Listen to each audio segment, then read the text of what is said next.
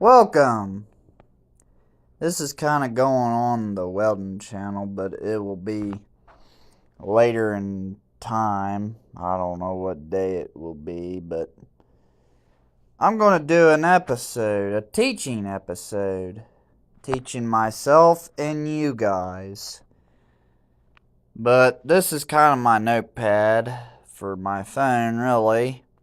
But when you're running a welder and it automatically stops, like the wire won't move, or it's got a freezing time, well,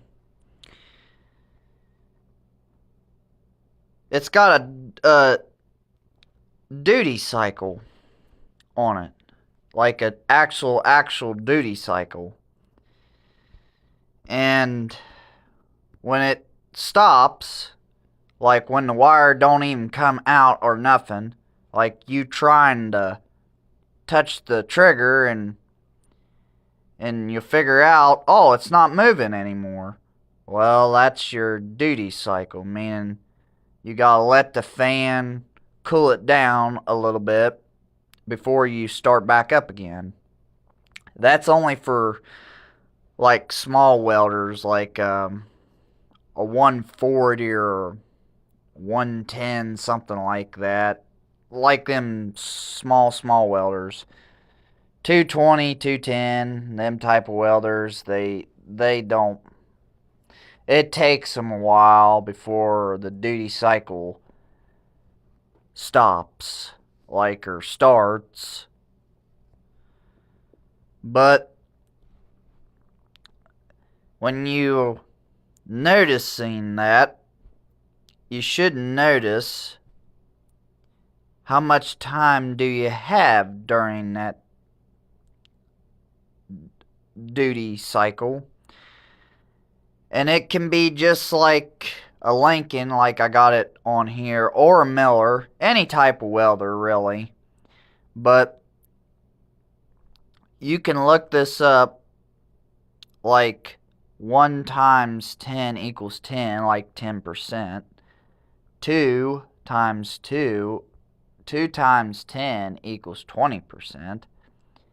3 times 30 is 30%.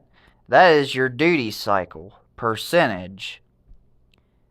I don't know what type of percentage of the duty cycles on the welder, but you can comment about that. It shouldn't stop on you when you're welding, but they say if it stops and you hear that fan running, it's letting it cool down. That's your duty cycle in the welder.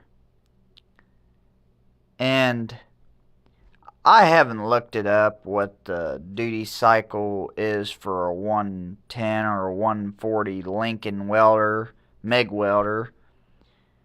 I don't know what the duty cycle is on a Miller 110 or whatever they have for their MIG. It might be a 141. I don't know what it is really, but you should look that up and see what it is really.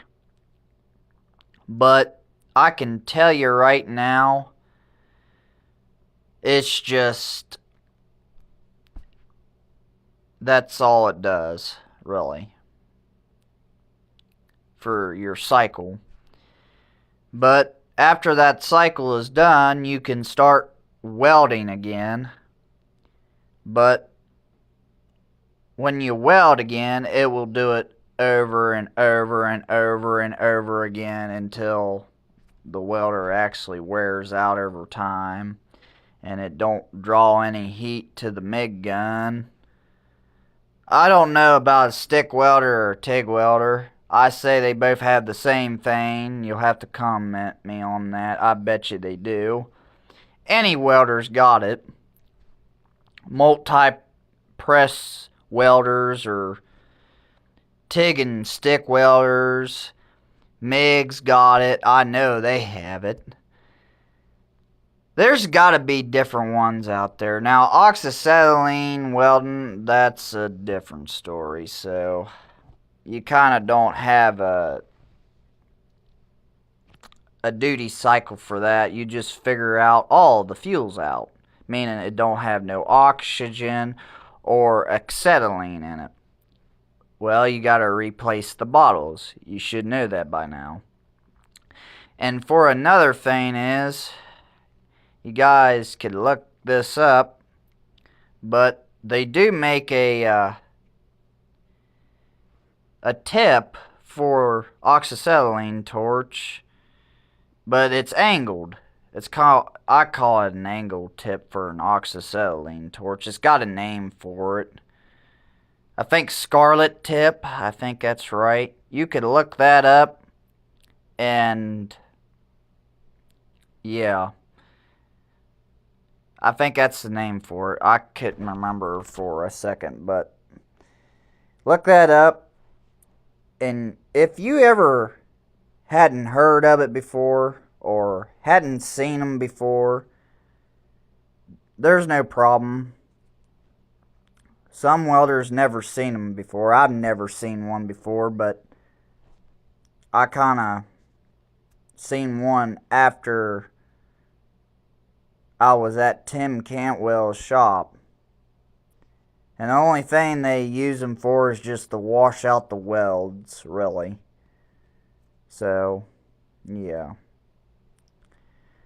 Well, this was another amazing episode to tell you guys about welding and a little bit more of welding. But this is your host, Thunderbolt. God bless you.